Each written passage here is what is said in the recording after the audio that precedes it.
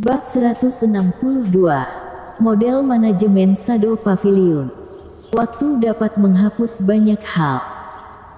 Setelah beberapa tahun berlalu, Haze sebenarnya sudah tidak begitu membenci ayahnya, namun hatinya tetap menyimpan rasa marah itu, dan menunggu ayahnya untuk meminta maaf. Hari ini, begitu mendengar perkataan Edric, hati Haze terasa sangat sedih. Sampai akhirnya, wajah Edric tampak tidak natural. Haze pun merasa, mungkin keluarga Jiang sedang dalam masalah, oleh karena itu ia pun bertanya padanya. Awalnya Edric tidak ingin mengatakannya, tapi karena terus ditanyai oleh Haze, ia pun terpaksa menghela nafasnya dan berkata, belakangan ini keluarga Jiang memang tidak begitu baik. Ia menceritakannya perlahan-lahan. Keluarga Jiang dapat berjaya di kota Jinling, karena kakek Haze, Skylar Jiang, adalah seorang Sublime Master. Dengan kemampuannya sendiri ia berhasil membuat keluarga Jiang naik ke jajaran keluarga kelas 1. Namun belakangan ini, seorang musuh bebuyutan Skylar baru saja kembali ke kota Jinling. Musuhnya itu bermarga Hou. Keluarga Hou sejak beberapa tahun yang lalu memang memiliki masalah dengan keluarga Jiang. Dulu mereka diusir oleh Skylar dari kota Jinling. Pada akhirnya mereka hidup dengan low profile, dan membimbing seorang Sublime Master yang usianya tidak sampai 40 tahunan. Sublime Master itu bernama Yonatan Hou. Beberapa tahun belakangan ini ia berhasil masuk ke peringkat ke-38 dari peringkat Master Negara Long, dan karena dia hanya memiliki 8 buah jari, ia dijuluki Master 8 Jari. Sedangkan Skylar, ia hanya berada di peringkat ke-80 lebih. Meskipun peringkatnya mungkin agak sedikit pasif, tapi jika dibandingkan dengan Yonatan, pasti sangat berbeda. Dan yang terpenting, Yonatan masih muda, potensinya di masa depan pasti lebih besar. Lalu, tiba-tiba Edric pun melihat ke arah Louis. Ia sangat yakin, Louis tidak ada dalam peringkat itu. Kalau tidak, ia pasti akan membuat dunia bela diri sangat gempar. Bagaimanapun peringkat itu bukanlah peringkat keseluruhan, sangat wajar jika ada yang tertinggal. Kembali pada topik sebelumnya. Kali ini keluarga Hou kembali lagi ke kota Jinling, tentu saja untuk membuat perhitungan dengan keluarga Jiang. Setelah datang beberapa kali untuk menantang mereka, Skylar pun terpaksa setuju untuk bertarung dengan Yonatan. Waktunya sudah ditentukan tanggal 10 bulan depan, dan ada taruhannya. Taruhannya adalah yang kalah harus angkat kaki dari kota Jinling. Sama seperti saat dulu, keluarga Hou kalah, mereka angkat kaki dari kota Jinling. Dalam pertarungan kali ini, sebagian besar orang lebih merasa keluarga Hou akan menang.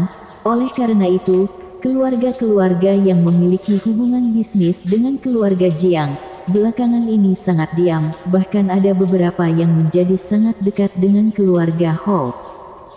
Edric berkata, sebenarnya keluarga Ki kami, belakangan ini juga sedang memperhatikan.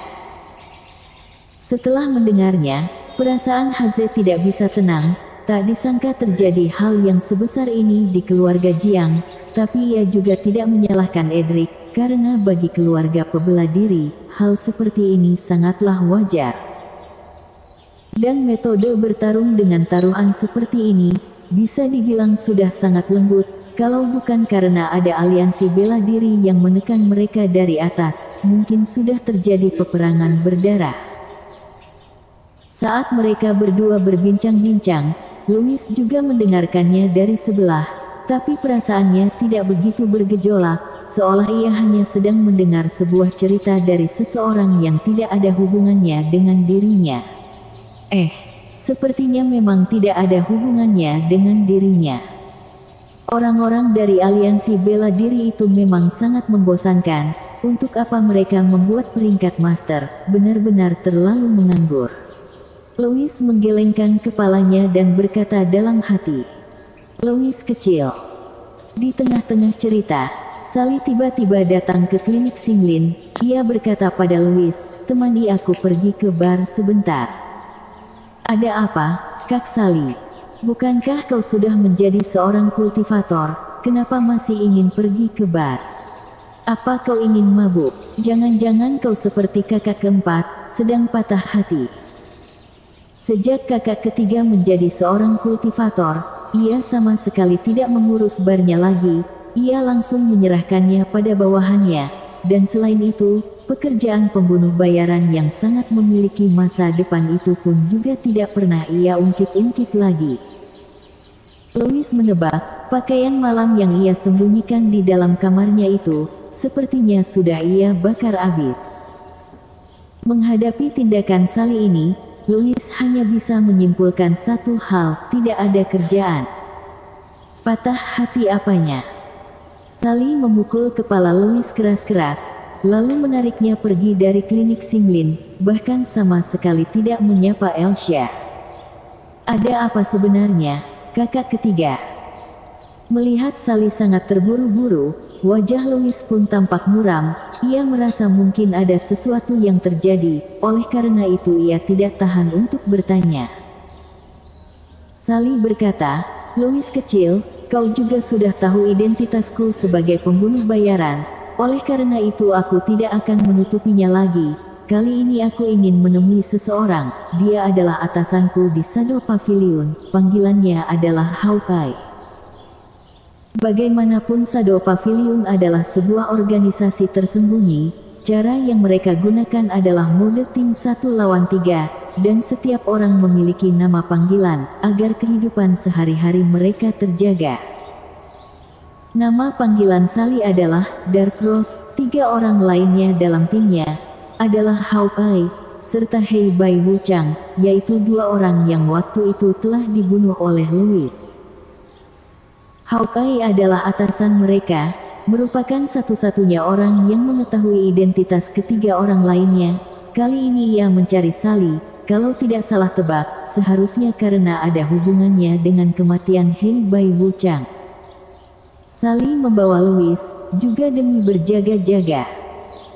Louis berkata, "Kak Sally, kalau begitu, bukankah jika kita membunuh si Hawkeye itu, tidak akan ada orang yang tahu identitasmu sebagai pembunuh?"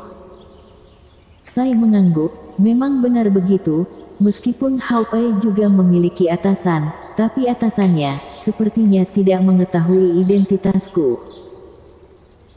Model manajemen tim kecil semacam ini tidak sembarangan, bahkan jika garis di bawahnya terputus, itu tidak akan mempengaruhi orang lain di atas atau di tim yang sama, kecuali jika dikupas selapis demi selapis dari paling atas, tapi ini pasti membutuhkan tenaga yang sangat besar, cukup waktu bagi Shadow Pavilion untuk bereaksi dan menyesuaikan diri. Louis menepuk keningnya dan berkata, "Sekarang aku baru menyadarinya. Kau dan kakak ketujuh sepertinya adalah lawan, tapi selama bertahun-tahun ini kalian baik-baik saja.